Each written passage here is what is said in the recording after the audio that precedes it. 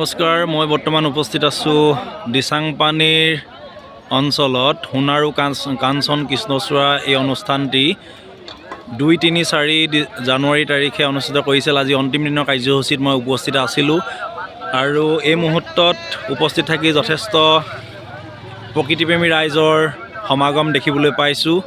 খুব আনন্দিত হৈছোঁ। এনেকুৱা এটা অনুষ্ঠানে আমাৰ প্ৰকৃতিপ্ৰেমী ৰাইজক আৰু উৎসাহ যোগাব আৰু এই অনুষ্ঠানটিত যথেষ্ট পৰ্যটনথলীলৈ ৰূপান্তৰিত হৈছে। এই অনুষ্ঠানটিত এই বছৰ 6ষ্ঠ বৰ্ষত ভৰি দিছে। এই মুহূৰ্তত ঠিক সন্ধিয়া হোৱাৰ লগে লগেই যথেষ্ট ৰাইজৰ সমাগম হৈছে। এইখন হৈছে মূল প্ৰৱেশদ্বাৰৰ সন্মুখত খুব সুন্দৰকৈ মায়াবিনী চিহ্নৰে দুখন গীটাৰ সন্নিৱিষ্ট কৰি বাওঁহাতে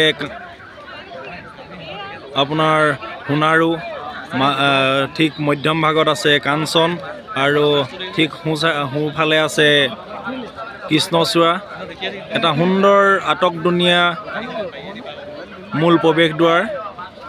সঁচাকৈ এই অনুষ্ঠানটিত উপস্থিত থাকিবলৈ পাই সৌভাগ্য অনুভৱ কৰিছোঁ।